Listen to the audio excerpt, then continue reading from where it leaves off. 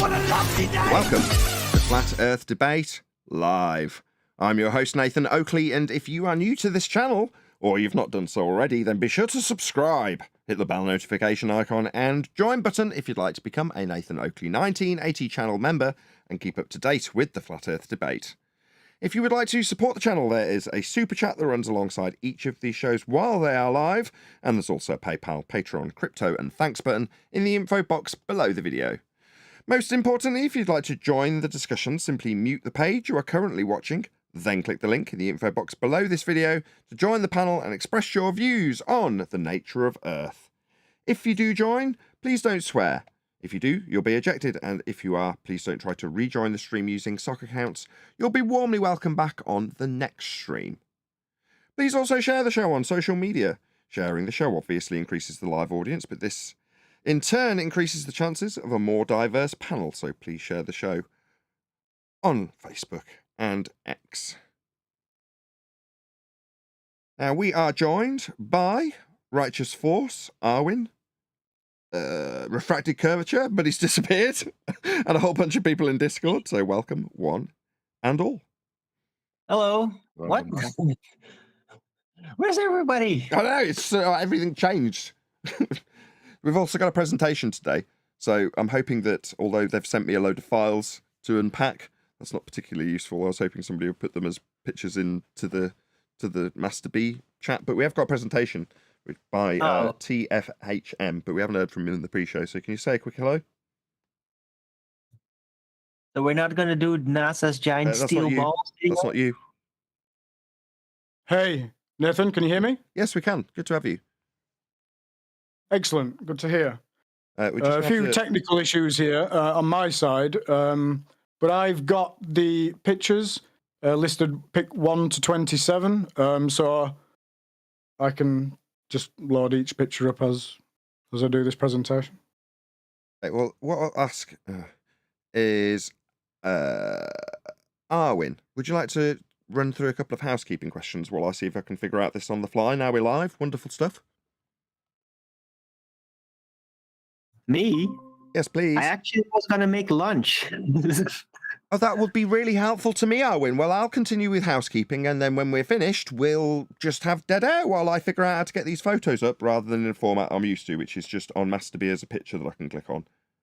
Unless someone else can do that. Anyway, any evidence of a physical geometric sphere-edged horizon, formerly known as the curve of the Earth?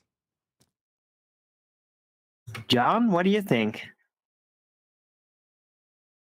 Surface level can't be curving, else you wouldn't be able to apply Earth curve mathematics. So I don't know where you get the surface is curving.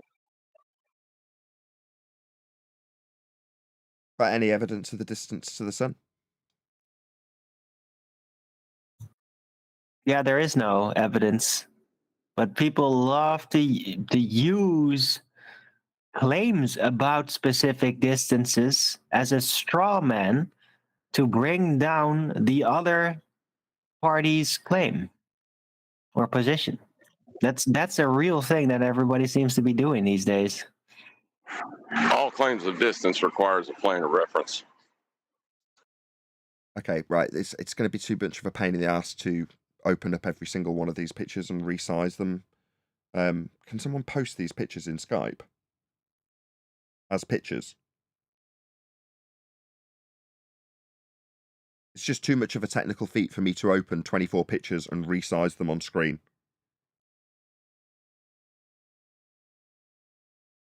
All right, give us a sec. Thank you. If you can post them up like, there we go. There we go. Look at that. Somebody's on the ball. Marvelous. Who is that? Who's doing that? Be with a buzz, of course it is. Epic. Thank you very much indeed. I don't know if they're in the right order anymore, but hopefully so. Okay. We're actually on fire, my friend. What should we refer to you as, by the way? TFHM, as it's a bit of a mouthful. You can call me Tinfoil. Well, she did tell me, my bad. So, Tinfoil Hatman, right? Indeed. Okie dokie. So, actually, before we put these images on, just give us a bit of a preamble. I think I'm organised enough to actually put them up in an order that you've sent them. We shall see. But just give us a little preamble. Who are you? What are you presenting? It's Nathan. It's all a full presentation, just giving a little bit of background on me. So when you tell me that we're good to go, I can just start, and I'll start with a little bit of a background and then go from there. The pictures, they should be just labelled pick 1 to 27. Yeah. Is that what you see, Nathan? I've got starting with a picture that looks down on the level part of your tool and then works through the tripod and then the equipment. Yes, that's correct. Yeah. Yeah. Okay. I think I'm in the right order, so I'm ready whenever you are. Go ahead.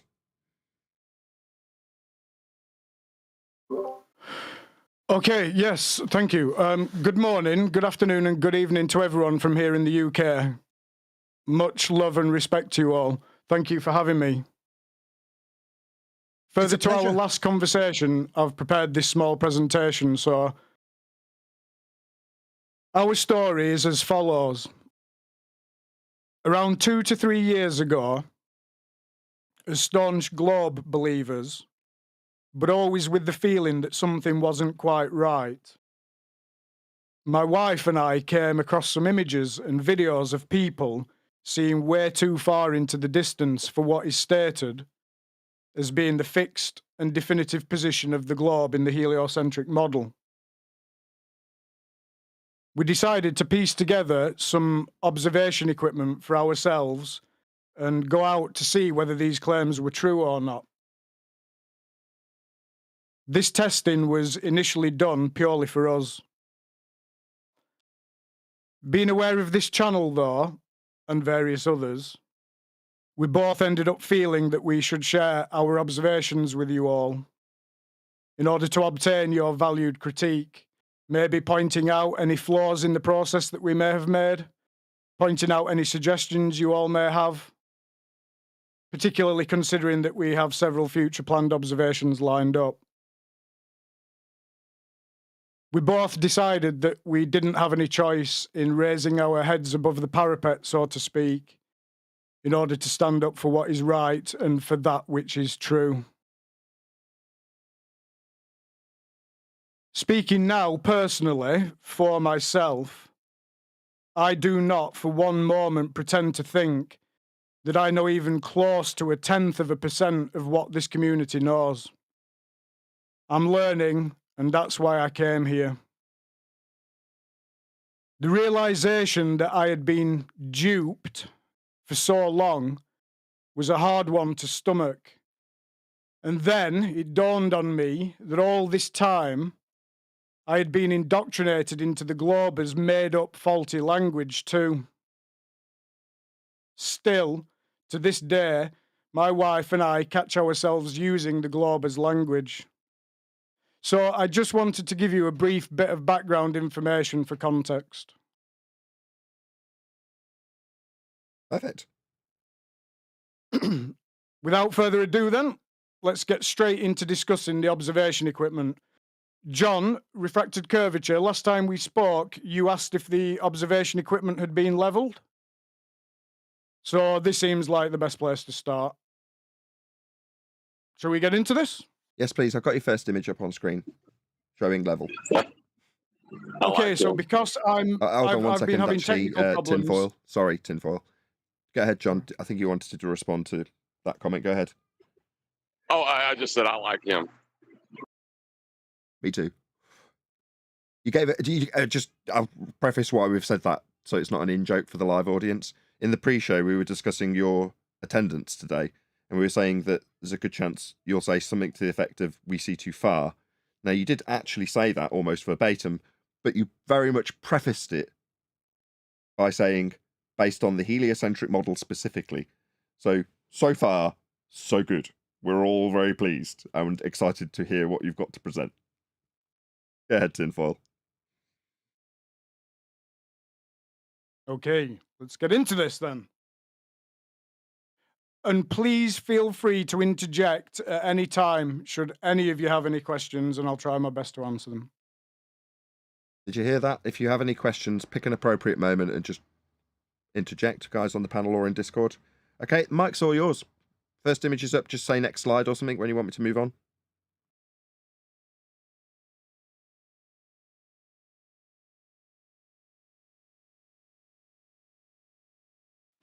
Okay, so just with technical issues that need ironing out, Nathan, I'm not in Google Meet or I'm unable to see. So what I'm going to do is I'm going to pull up pick one.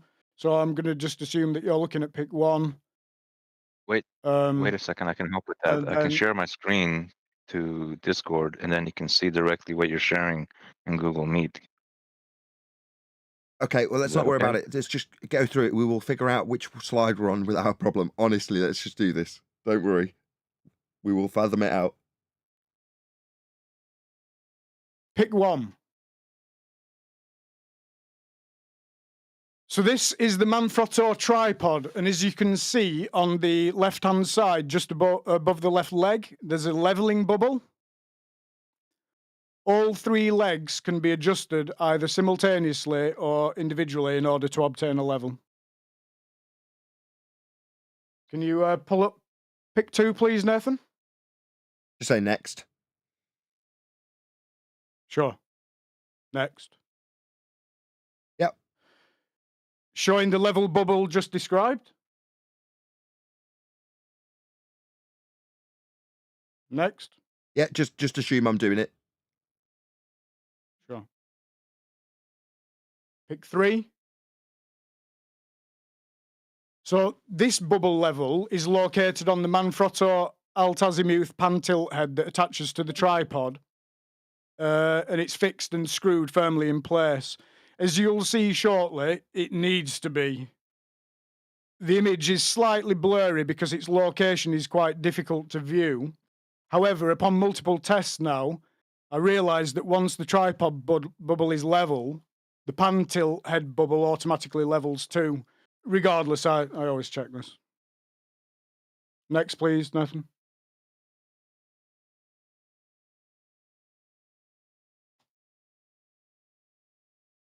These are showing the various eyepieces, filters, and focal extenders I've accumulated so far, which are all used for both terrestrial and sky viewing.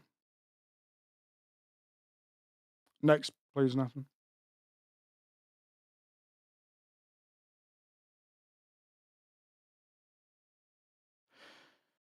This is the Celestron C8 telescope.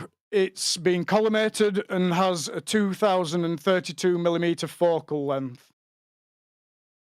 To obtain the magnification of any eyepiece being used that you just saw previously in pick 4, you divide the focal length by the size in millimeter eyepiece you are using. I also have a focal reducer which brings the focal length of the scope down from 2032 millimeters to 1280 millimeters if need be. This reduces the power magnification of the scope from the same eyepiece. So an example of this would be, say, you're using a 9mm eyepiece. In standard configuration, you would be achieving 226 times magnification, which is 2032 divided by 9. With the focal reducer attached, you'd be achieving 142 times magnification, which is 1280 divided by 9. The configuration that you're actually looking at, that you see there, is set up for the maximum power capability of the scope, which is 2,709 times magnification, which I think is pretty astonishing. I can go as low as 41 times magnification. For context, a Nikon P1000 camera will give you 125 times. The scope has 2 holders, stroke adapters for recording 4K 30 FPS video footage from 2 iPhones, as well as for taking snaps. I have a remote shutter operation for the equipment. And my wife and I named this scope the Truth Seeker. Next pick, please.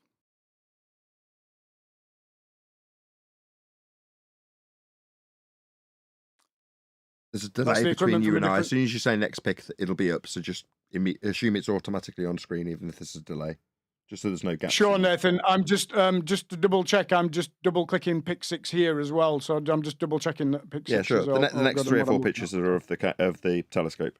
Go ahead. Sorry, could you just repeat that, please? The next 3 or 4 pictures are of the telescope, just of different angles of the telescope. Yeah, so pick 6, that's just a different angle. Pick 7, next one, please, Nathan. Oh.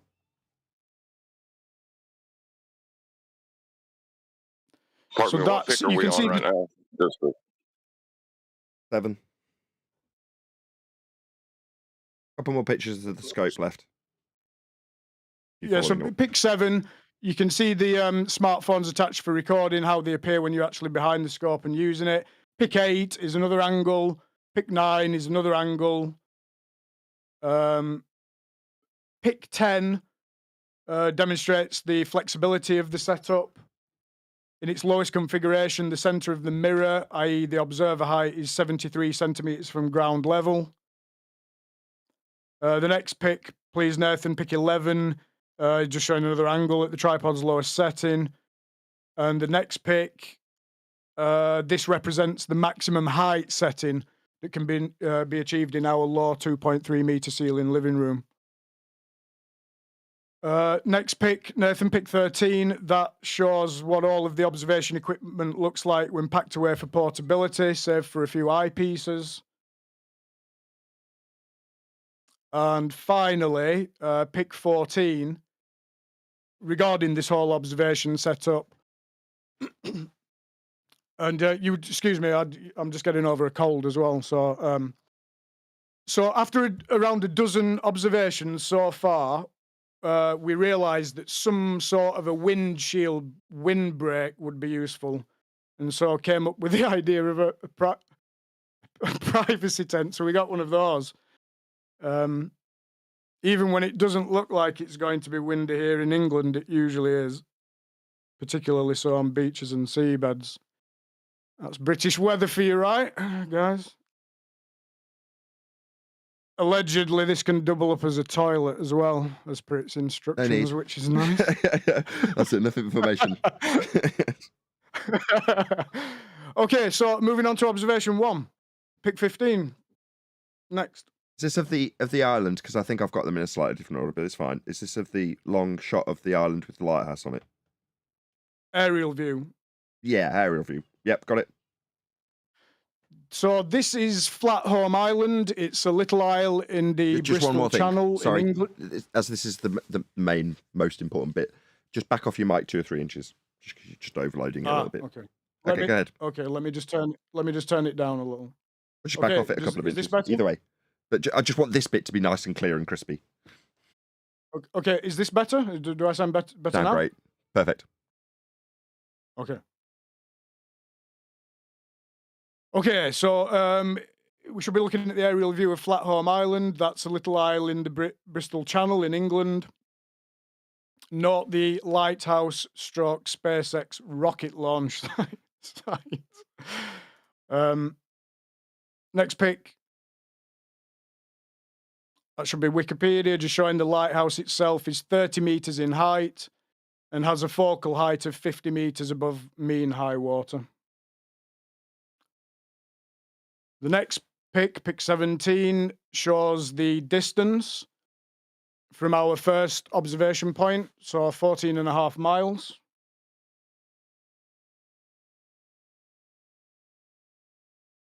Next pick, pick 18. That shows the precise coordinates and elevation of our location. We were at 0 meter sea level, directly located on the seabed. It's a bit hard for me to see. It's presumably, I don't know if you can see the live view, but I'm pointing at where there's only a little tiny bit of writing on the left of the image. Is that where you are, or is that the? What's that? No, we're at the. We're at the red pin. Okay. So you're right, almost in the middle, just above center, right? Yeah. So what we did is, if you see where it states Goldcliff Seawall, Whale Coast Path. So there's a road coming down. So basically, we parked here. You see some cars. and then we trekked up to that location, that red pin location that you see there with those coordinates. Okay, that And if red you look pin. at the, I've done this dance before. Okay, so that red pin, is it pinned into the beach? it's into the seabed. Okay, cool. So 0 would be the That's height.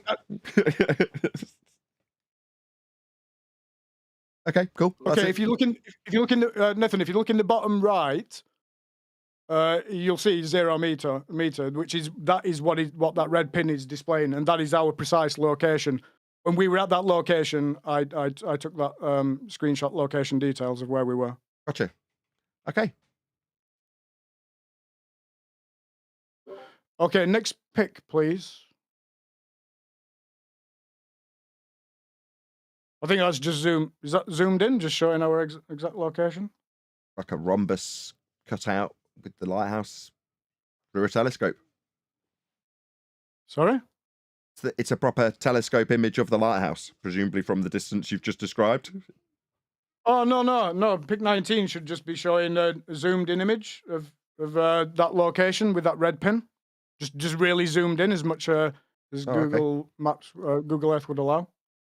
Oh, yes. Okay. So you can see precisely. Yeah, my images, again, like I say, are slightly out of order. But it's just, as they've been uploaded to Skype, they've just arrived at a slightly different order. Yes, I've got that now, understood. Yes. So that's just a zoomed in. That's like a maximum zoom on Google Earth. So you can just zoom right in, so you can just see precisely where we were. Yeah. Gotcha. Yes, perfect. As I was asking about it, ideal.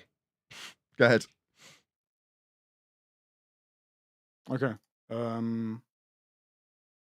Next pic 20, is the view from our location. So you should be looking up, out, over the Bristol Channel. I think so. It's like a near field picture with rocks. Yes, correct. Yeah, there's a couple of them. Yeah, got those. Okay, so we'll come back to that picture later. Next pic. The next three pics.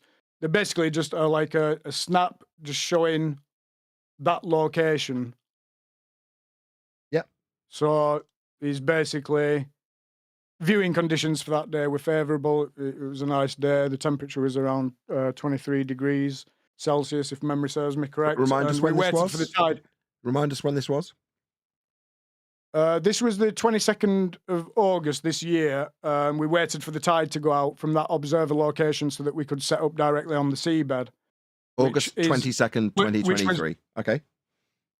Yeah, which was much more boggy than you think, because you got to, obviously the sea's just gone out from there, and we're directly on the seabed, so we had to find this very small patch anyway, it was very boggy.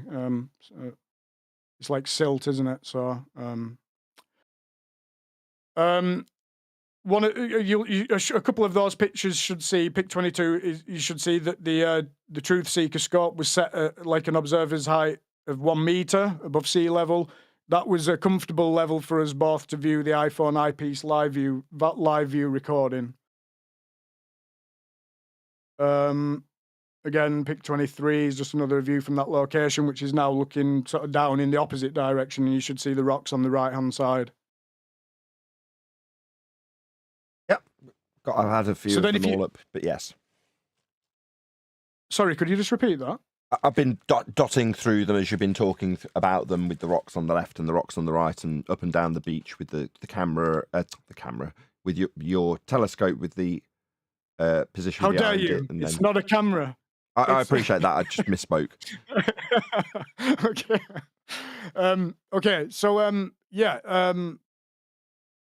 to the point now, pic 24, which is the one that you had, is actually the snap taken of the Flathorn Island lighthouse. So you want me to return to the one that with the sort of cutout, your first actual observation shot, yeah? Yes, the first observation shot. It's the one where the lighthouse appears the smallest. That was 84 times magnification. That's equivalent to a Nikon P900 camera. Okay. So you should be seeing now, hopefully, the actual shot from that location of that lighthouse. Yes. So you've got lighthouse in a circle, and you've got the it's not cropped. In other words, a little bit of lens flare on the top left. No, yeah, the cropping of the sides there is. I mean, this was my first observation with this scope.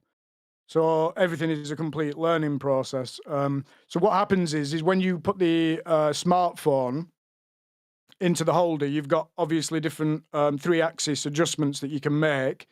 You've got to try and get the camera lens of the smartphone over the eyepiece, looking into the right place. And so you can lower up and down, move left and right, move backwards and forwards, and then you're basically trying to get the smartphone to record what you would see with your own eye when you look through the eyepiece, if that makes sense. I've actually done this with a telescope, what do you mean? with my telescope and an iPhone, to just not for a horizontal. What telescope? What telescope do you have? It was a Celestion. I don't know the model number, but I did it for the moon. So I did it during the red moon, whatever you call it, the eclipse. But yeah, what you're describing is quality. Yeah. What you would look when you look through the lens of a telescope. You have to maneuver your head so that what you're looking at through the lens, because you're looking at an image, but you've got to position your head to get it in focus and be able to see it, and literally move your head around so you can physically see through the lens in the right orientation to actually see directly through it. And eventually, after a lot of moving your head around, and we're talking about micro movements that you just naturally do, you get it. And then you kind of know where it is, and you hold that position, you can see it. And as it moves in the lens, you'll naturally reposition yourself. And iPhone don't do any of that. So you've got to do it all for it, which is a right pain. But yes, I feel your pain. Anyway, go ahead. My bad. Don't even get me started on our first 2 tests, because I originally purchased a Newtonian telescope. I don't know if everybody knows what one of those is, but it's not a Schmidt-Cassegrain Celestron C8 telescope. It's a big one. It'll come up to like shoulder height. It was a 10-inch Meade light bridge. And I was actually, me and my wife were hauling that to a couple of locations before we figured that this is not acceptable. I can't admire your tenacity to do that at all, to be honest. But yeah, cool, very cool. I mean, I wouldn't want to do it myself, but I mean, that is, if you were just looking at specs on a spec sheet, you go, this is the right tool, right? Yeah, it took the Newtonian telescope 2 tests to establish that this now Celestron C8 telescope that I have is the correct tool for the job. Okay. I think it was when I passed over the 10-inch light bridge optical tube assembly part over a barbed wire fence at Rutland Water to my wife on the other side, because we couldn't park to get in. Anyway, honestly, so yeah, it took me a while to realise that I need to get the right scope, and then it took about 8-10 months of learning, customising, understanding what on earth was going on and what. Actually, my wife's just walked in, so this guy's dragging his wife along. Oh, look at her face! I can't see it. I wish I had my camera. So your wife's gone along with you on these trips this year. That sounds very interesting. Reluctantly. I don't think I need to say anything more on this. The audience knows exactly what the score is immediately. I'm kidding. No, I'm kidding. No. Yeah, we do it together. We're quite private people, really. Myself and my wife, and we just yeah, like I told you, we'd seen these videos and these pictures that weren't making any sense, and we both wanted to go and see for ourselves. So yeah, she joined me. She had a few words to say about some of these observations, but yeah. I'm just going to ask my wife. But I have been on my... Just one second, my bad. She's not often in the room. She's come in to get a yogurt, and she's ended up getting an earful. So if I was to ask you to maybe like pass that, do you remember that telescope we had? Yeah. That was here, literally where I'm sat. If I was like pack that up into bags nicely, good bags, and like pass it over barbed wire fences to you and stuff, you'd be willing to do all that, wouldn't you, for the sake of flat Earth? You'd do it for me. Oh, what a wonderful answer. Sorry, I just wanted to check that was the case. Go ahead. It's all right. I'm just gonna let my wife speak just a sentence. You what? Oh no, she doesn't. She doesn't. Right, audience members. Our bad. We've already liked this guy enough to have a back and forth in the middle of a presentation with him. Well, that's the point, Nathan. We're dragging them into it, and I was dragging her into it with the 10-inch Newtonian. So she was not happy. She's happier now. Right. So if you move on, Nathan, to the next pick, which should be pick 25, and that is Walter Bislin's Advanced Earth Curvature Calculator. So do you see that one? Got it. The one without refraction? Yeah, I got it. Okay. So this is showing that 30 meters should be obscured from that distance and observer elevation height to that lighthouse without any refraction applied. You see this? Yes, according to Walter Bislin's begging the question, proof of nothing, flat Earth differential calculation between eye level and surface level calculation. It says there should be 30 feet missing, right? 30 meters. 30 meters? Okay. Is it 30? If you're looking at the right one? I can't see it at this distance, but I will take your word for it. I've got his calculations of both of them. Yeah, the hidden value, the obscure part of that lighthouse should be 30.6618 meters, according to the calculator you just described. Okie dokie. Okay, so and then the next one is pick 26, and that's with standard refraction applied. Can you see this? Okay, yeah. If you apply standard refraction, is just short of 25 meters should still be hidden and obscured from view. So bear in mind, just a reminder, is 50 meters focal height from that telescope to mean high water. Okay. So can I just hold on, just hold off 1 second, Refracted. Hold that thought. Well, all I was going to say now is, would anybody like to explain refraction for us? Any ideas why we are seeing that image in pick 24? And I'll turn my mic off. Okay, so good question to end on.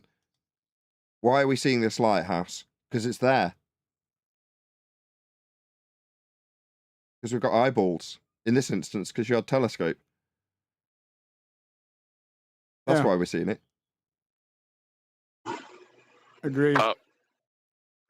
But what I was getting ready to go to is the Earth curve calculator is utilizing eye level as a horizontal plane of reference within the mathematics. That's brought up.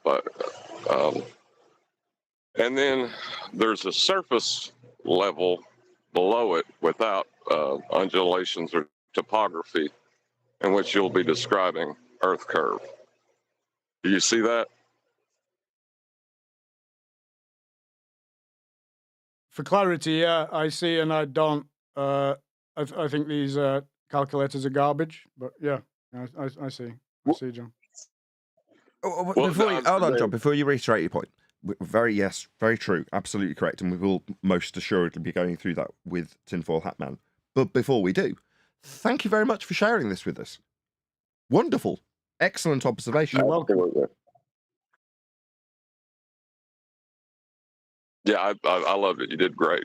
I don't think I could do a better presentation myself. So the reason I asked you if you leveled your telescope in the beginning is because you're using that level as a plane of reference for your observations. As in the Earth curve mathematics, they're using level as a plane of reference. So level is a plane of reference, not a curve. You're going to need a plane of reference for that. Well, you used it. Is what his point is, that the maths uses it in the same way you used it when you leveled the telescope. Is his point? Yeah, the maths uses it that way. Their maths uses surface level. Level you were also utilizing with the bubble to achieve the same exact effect. Correct. Right, you were using it as a horizontal plane of reference. So while their Earth curve mathematics are basically useless, they still utilize level as a horizontal plane. And, you know, does the horizon exist below surface level? No. Not in my observations, no. Well, not in any. It's just not what a horizon is. It just is in their maths. If you look in the Walter Bisling calculation, where the horizon exists, quite literally, and how it's calculated, quite literally, is below surface level. That's where the marked with an X labelled horizon Earth Where curve resides where they getting in that their value maths. from? Below surface level. Well, doesn't exist. Well, It exists in their maths below surface level. Only exists in their maths below surface level. Marked with an X labelled horizon. Why? Right, but well, that's what I was getting ready to tell you is the Earth curve that they think they're measuring, right, when they look at the horizon, is a line of correlation drawn within those mathematics that correlates to the radius of the plane as it opens up around you. Do you understand that? John, I just go out, level the scope, and pointed at things. But yeah, I kind of understand. Yeah. As you rise in altitude, the plane will open up in front of you or around you. You understand that way? Yes. Right. Well, where that surface level, the flat plane, appears to meet the sky is your horizon. And it opens up, or the amount you can see opens up as you rise in altitude. That's what they're calculating within the mathematics. They draw a line of correlation and say that's geometry and that it's a tangent to the horizon. But to do that, they have to say the horizon exists below surface level. And then if they want to apply refraction, it still doesn't change the problem that they're utilizing level as a horizontal plane. You understand that? Yes. Why do they do that, John? Because you need to acquire a flat plane to describe this geometry of their sphere. So it's a prerequisite. They must have level. It's part of this geometry. Or globe.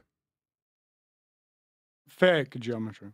Yeah, their geometry requires a flat plane, is the point. So what John's describing, if you can conceptualize along with me, it's my first attempt. If you're at the ground level, yeah, and you're literally 1 inch above the ground, your head's on the ground, your eyeballs are at the ground level, you can't see very far. So you draw out a small circle around you, yeah? Then you rise up to your standing position, and you can see further. So you draw out a larger circle around you. Now you raise up to 10 feet in the air up a ladder, and you can see even further. So you draw out a large circle around you. Now, if you take those three circles and pick one point along them, yeah? So there's you, and then you draw out a line to the right of 1 point on one of those circles and mark it. And then you draw out another line to the next circle and mark that. You can represent that as a graph with a curve. The point between you and that point that you could see to, and then the point further out. And you can represent that curve as the curve of the Earth in the Earth curve maths. Therefore, the position that you are extending by opening up the angle to the deck is then represented quite literally in their maths as the curve of the Earth. So what the curve maths actually does is takes the differential between the surface level that you're drawing these circles on that represent how far you can see on it, and the eye level that you're going to increase that distance on a circle as you raise up in elevation, to both of which, that surface level and eye level that I've just described, are level. They're horizontal, parallel with one another, and are depicted that way in the maths. Ergo, what the Earth curve actually is in their maths is a differential calculation between eye level and surface level to give you a representation of a quote-unquote horizon, also known as Earth curve, below the surface level that you derived this area of visibility when calculating the difference between surface level and eye level. That is what Earth curve is in the maths. Excellent presentation. I don't know if you were expecting an education on what Earth curve maths is at the end of it, but we used to do this wrangle-dangle with the globe believers back in 2015, 16, maybe even into 17 to a certain extent, before they wised up. And we were losing the battle immediately as soon as you start begging the question of a sphere Earth with a radius of 3959 and how much you will or will not see based on that differential between eye level and surface level, giving you a point of dissolution that they call an obstruction below surface level, marked with an X labelled horizon called Earth curve. As you lower in altitude, you'll see less. That's Earth curve getting in the way. No, we're closing up the circle that you can see in visibility terms. The point of resolution is decreasing because we're lowering. Well, they say that's Earth curve getting in the way on that graph that they drew out based on that eye level versus surface level differential, giving you that curve as it opens up as you go up in height. They then call that Earth curve. It's nuts. Very complicated. It's taken me 7 years to understand that. I've only heard the explanation in full from John today, but obviously having had a long journey in this subject, I've understood it the first time he's explained it to it because we went through the wrangle-dangle of the Earth curve maths and how it hijacks perspective. That's why the title is as such, begging the question, proof of nothing perspective hijacking Earth curve calculator, in reality a differential flat Earth calculation that gives you a below surface level horizon based on the differential between eye level and surface level. What a mouthful, eh? Do you still have pick 24 open, the actual one of the lighthouse? I can put it on, yes. It is now. Are you telling me that the globe has said that that line, the bottom line, is the Earth curve? No, that's a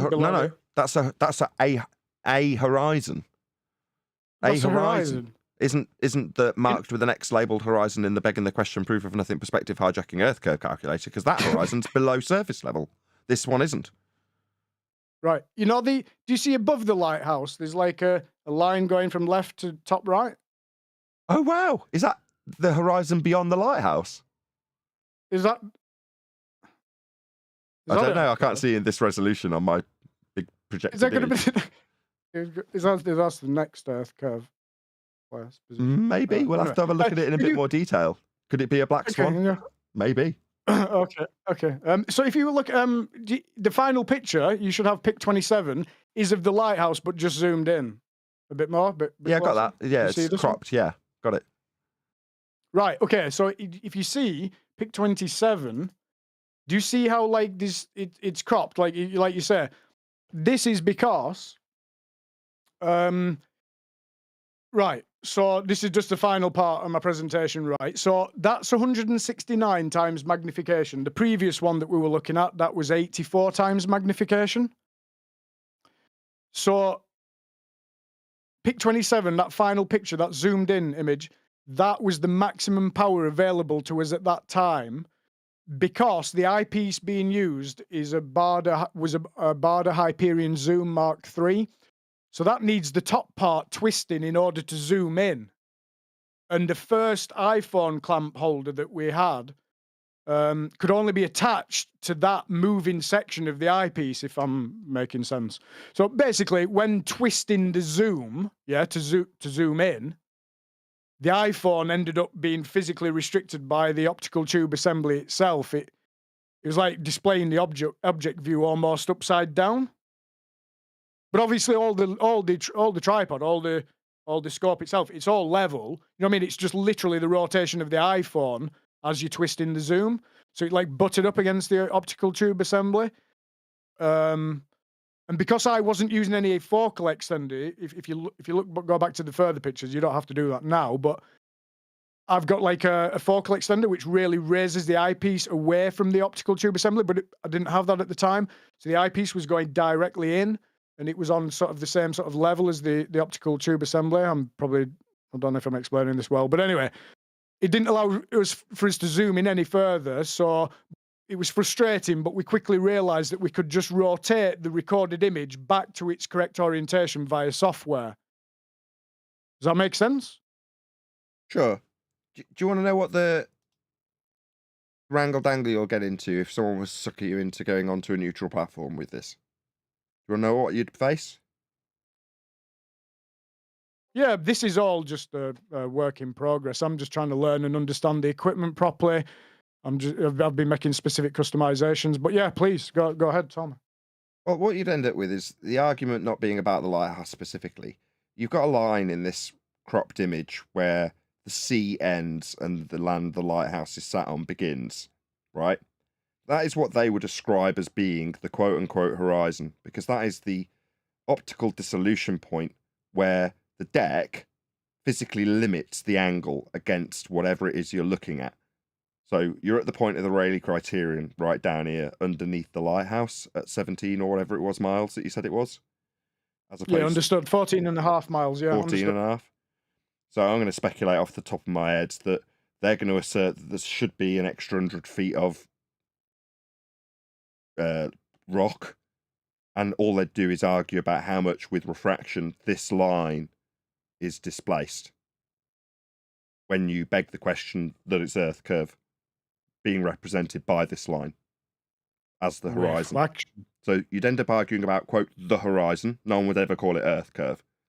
And they'd tell you that their maths matches perfectly for whatever reason that they give you with as much wiggle room as they can acquire or is needed to say that this line represents the physical geometric sphere edge horizon marked with an X and labelled horizon in that begging the question proof of nothing perspective hijacking Earth curve maths that you had up from Walter Bislin.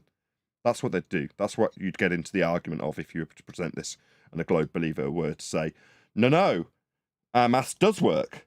Watch me fudge it so it works. So long as you beg the question that that line represents the horizon meaning Earth curve, then you'll lose immediately as soon as you get into the argument with any bald believer about this observation. That would be dishonest. Why would that be dishonest? No, I said that would be dishonest. Yeah, why would it? Because it's not Earth curve. No, the horizon isn't Earth curve, no. If you go out and see a horizon, you don't even need a telescope, Nathan, do you? You just go out onto any beach. Go out onto. I mean, we've been. I get you, but what's your point? To about a dozen locations. We've been to about not a dozen locations. We've shot a dozen positions and stuff from various locations. But like anywhere you go, like Hope's Nose in Torquay, anywhere you go, just go and have a look. You can see 40 miles with your own naked eye. You might need to wear glasses, but you can see with your own naked eye. You know, like. Yeah, completely agree. Isle of Portland, jutting out in the 40 miles in the distance. Well, why? What's going on here? What's going on here? You've got eyeballs. Well, thanks for letting me know. But what I'm saying is, in respect to you, if you appreciate that you've been deceived, you're not on a ball, and that as far as the ball Earth claim is concerned, the lighthouse shouldn't be there at all. For the sake of argument, whether or not that's the case, I don't know. I haven't run it through the maths myself. It's not relevant. The horizon's not Earth curve. So once you appreciate the horizon is an Earth curve, that marked with an X labelled horizon in the begging the question proof of nothing perspective hijacking Earth curve calculations that Walter Bislin uses isn't representative of what we see in reality as the horizon. That isn't the horizon. In fact, if you ask them, is that the horizon that we see? Oh no, that horizon, marked with an X and labelled horizon, only exists in the maths. What we actually see is a refracted, non-geometric horizon. That's not this horizon in the maths marked with an X. You already covered that when you said, well, let's see what they say with refraction.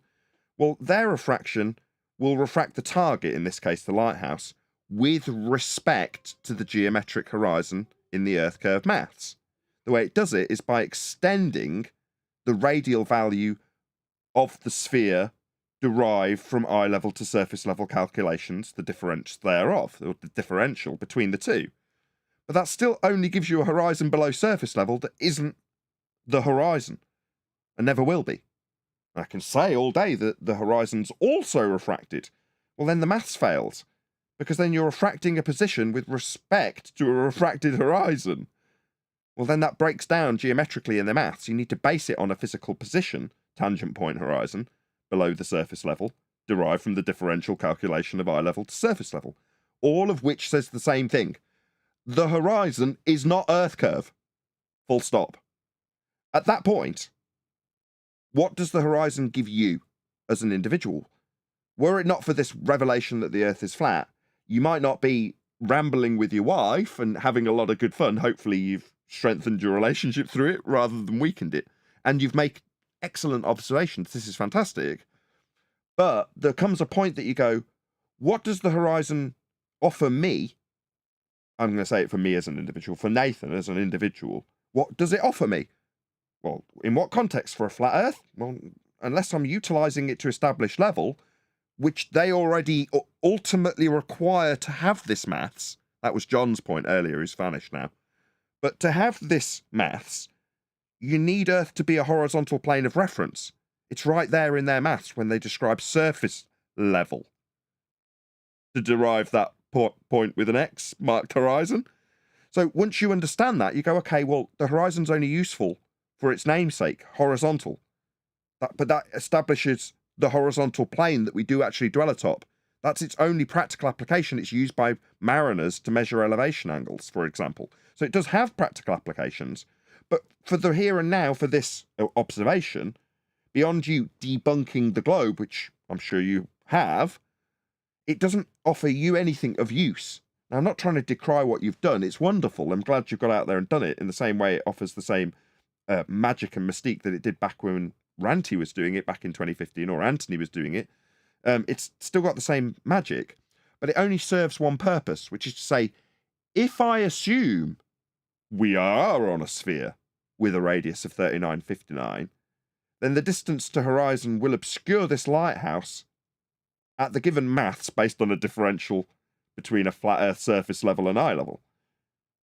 Therefore, we're on a sphere, but we're not, because we can see more of it than was predicted in these maths that take the surface level to eye level differential off a flat plane and assert that there's a below surface level horizon to block the lighthouse. Now, that may have seemed like a lot to take in. Hopefully you'll listen back to the show after the fact and take it all in, because it's a lot on the spot. But it means that you only come to one conclusion. The horizon really has no practical application for you. Unless you're out at sea and you're lost, then maybe you'll be using it to level your sextant and get an angle to a star to save your life to find where the hell you are. But that doesn't happen to me very often. Therefore, the horizon isn't very useful. It is very useful for globe believers. And as you're doing the presentation, you're opening yourself up to the scrutiny of a globe believer. And this particular example, with whether or not something should be obscured, only serves them, not you if you're a flat earther. It, like I just described, has no real practical purpose for you. The horizon is inconsequential. Why are you looking at it? It's beautiful. The views are wonderful. Look how far you can see. Isn't that amazing? Look how far I can see is the only conclusion. I can see really far. Yes, true. Go higher, you can see even further. It's shocking. Nevertheless, that only opens up the door to a globe believer who says, actually, this horizon is at the defined geometric terms when I assume that the differential between eye level and surface level gives me a below surface level point that will block the lighthouse at this value, and that value does match. Therefore, globe, flat earther, what you got to say to that? Because nothing that you've offered today, with all due respect, actually proves Earth's flat. It does debunk the globe if your maths matches up, but only up until the point that they start fudging the maths to say that it is actually correct, and therefore there's only one outcome, which is you will lose if presented with a globe believer fudging the maths, which they do. That's the only purpose of the maths, to fudge perspective into being Earth curve. I'm done. You know the globe's explanation of this? Refraction? That makes all of it. Though it just makes my brain bleed. Yeah, it's a slightly looming, non-standard refraction, holographic projection of the lighthouse from behind the reified physical geometric sphere edge horizon derived from the surface level and eye level differential of a flat plane. Therefore, it's a mirage, it's not really there. Why would you even expect to see it? Not really there. I see it, as I told you earlier when you asked, because it's there. I've got eyeballs. That's it. That's the only explanation I need to give as a flat earther. Why am I even explaining why I see a lighthouse? Well, because it's there. There it is. It's over there. I can see it. Oh, what? I shouldn't be able to see it because there should be an Earth curve blocking it? Why should there be? Oh, because I'm a globe believer and I say there should be, and we see it, therefore it shouldn't be there, therefore it's a mirage, therefore slightly refracted at a non-standard, slightly looming rate of 7/6 or any derivative that I give of a radius value that extends the plane differential calculation from eye level to surface level to assert that it shouldn't be there when it is there because it's a mirage. Why are you into this wrangle-dangle? I don't care. Lighthouse. Nice, though. What's that? You want to argue that it shouldn't be there? Therefore, it's a mirage. Therefore, Earth curve's proven. Because that's what you'll get into. Crazy. Nathan, just if you just briefly, if you've got time, you just go back to pic 20, which is, the one that we're showing the view from our location with rocks on the left. And then there's like a little bit jutting out. Are you able to just pull that back up? Yeah, I'm just flicking my way to it. Just give me a sec. Sure.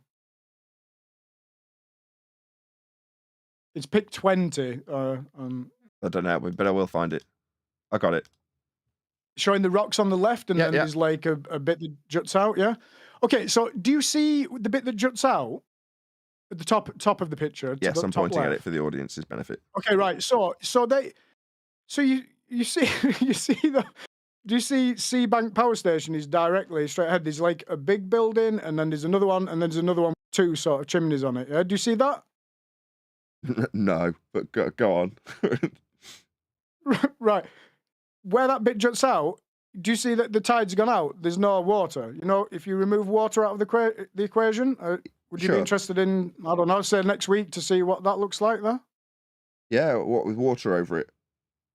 No, with water not over it. Oh, okay. The tide's gone out. We're shooting directly over land. Yes, I got you. You interested in seeing that? I'm always interested in seeing people's observations because this is glorious. It gives us an opportunity to take apart the calculations. The only problem for you is it's going to be demoralizing if every time we say, well, okay, what does this prove? It's only useful for a baller when they want to argue about where the horizon, the point of dissolution based on where the horizon, that's the point that the surface, that's the ground or sea, appears to meet the sky.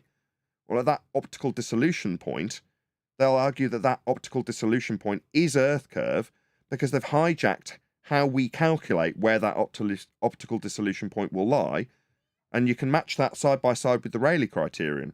Put it next to the maths of the Earth curve, and where they say Earth curve will start blocking stuff is exactly where the Rayleigh criterion would say that the optical dissolution point will come for your eyeball. And that's what they've used for basic Earth curve maths. Hijacking perspective. So as much as if you want to show us more observations, then I'm just going to go through this process every single time with a friendly offering it up. But like I say, I just don't want you to become demoralized when I say this doesn't help you prove Earth's flat, but you can repeatedly debunk the globe by showing how they would take what you have observed and infer that the optical dissolution point is Earth curve when they take the differential calculation from eye level to surface level and say that there's a point below that surface level called Earth curve marked with an X and labelled horizon in a begging the question proof of nothing perspective hijacking Earth curve calculator. Therefore, X or Y amount should or shouldn't be viewed based on a feet and inches value. So that's the ultimate point when you get into this wrangle-dangle. Should someone challenge you and say, I want to talk to you about this does prove a globe, in fact, which is how they'll challenge you on it, they'll tell you how much feet and inches, or in your case, meters, should or shouldn't be blocked. Well, in reality, hashtag shit shrinks. When you're talking about how big something is into the distance when you're looking through a lens, then you'd calculate that based on optics, angular resolution, the Rayleigh criterion. That's what you calculate it with. Now, it's apparent size, that's perspective, is sod all to do with how many feet and inches it is, but they will say if it's 100 meters to the top of this lighthouse, well, it's 100 meters when it's 17 or 14 miles away. It's 100 meters when it's 30 miles away. It's 100 meters when it's 60 miles away. It's 100 meters when it's 100 miles away. Hold on a second. At 100 miles, is it not too small to see? No, just way behind Earth curve. Because that's how they do the trick. They keep the feet and inches value of the target the same. But that as it recedes into the distance, it's going further and further behind Earth curve. All they've done is hijack perspective. Like I say, more observations and more imagery is more opportunity for me to point that out to an audience stacked up next to the images with you saying, look what I've got, it should be or shouldn't be behind Earth curve. We'll just decry that point every time is my point. That might demoralise you. So it's a parlour trick, is that what you're saying? Yep. I don't demoralise easy, and I'm happy to share my observations. If you're happy to, I could do next Wednesday and share some more. It's up to you. Hell yeah. I love them. When Ranty used to present them, I used to say the same thing to him. Once we'd figured out that the Earth curve trap of getting into the argument about how much the should or shouldn't be there based on that calculation, you've lost immediately. So he'd keep presenting the images and saying, well, look, if we put this in the Earth curve mass, I'd be like, really? Why? Well, I want to show you how much it is should or shouldn't be seen. I'm like, why? No. We're beyond that now. Now, you get obviously a bit of a bit of attitude or a bit of leeway because you knew and you want to present what you've got, and I thank you profusely for doing so. I'm really grateful. If you want to continue to do so, great. But it exposes the parlour trick of the maths. Correct. Yeah. Next Wednesday, Reflection, if it's good for you. Yeah, I'm happy. You don't have to even book a time. This is an open door forum. If anybody wanted to come in while you were making that presentation, although I'd have shut them down in the middle of the presentation, eventually they'd get their opportunity to critique you on whatever standard that they feel is worthy. So there's no necessary schedule that you have to say, oh, on a Wednesday at this time I'll come in. Just come in. And as long as I can put the pictures up as I have today, thanks to my mods. Thank you, by the way, all the people behind the scenes making sure the smooth show runs. No pun intended. Yeah, bring it when you got it, and I'll stick it up if it's worthy. Now that you've been so polite and asked for a particular time slot, 100 people watching almost. So you've obviously, enthused the audience, because it's been a struggle to get to that number for the last week and a half since I've been back after technical issues. But you'd immediately get a pass. In other words, we go, oh yeah, this guy's vetted now. We know he's going to have something worthy of sticking up on screen. So you don't have to ask in advance. You are very polite though, so I appreciate it. But no yeah, problem. Next Wednesday works for me, and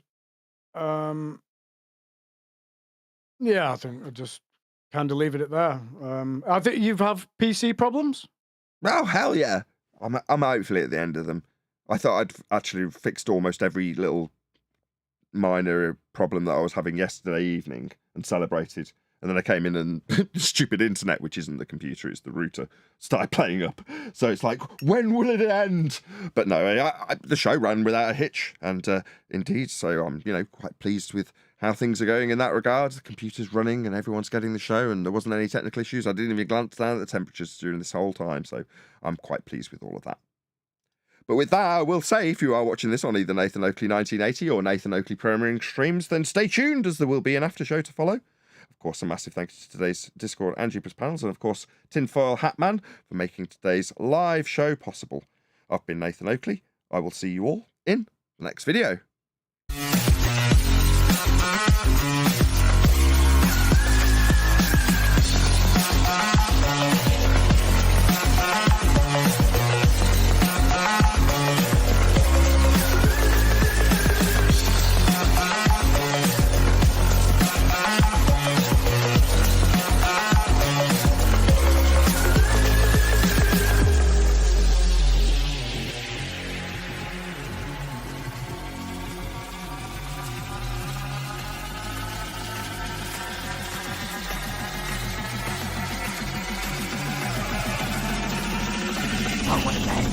What a lovely day!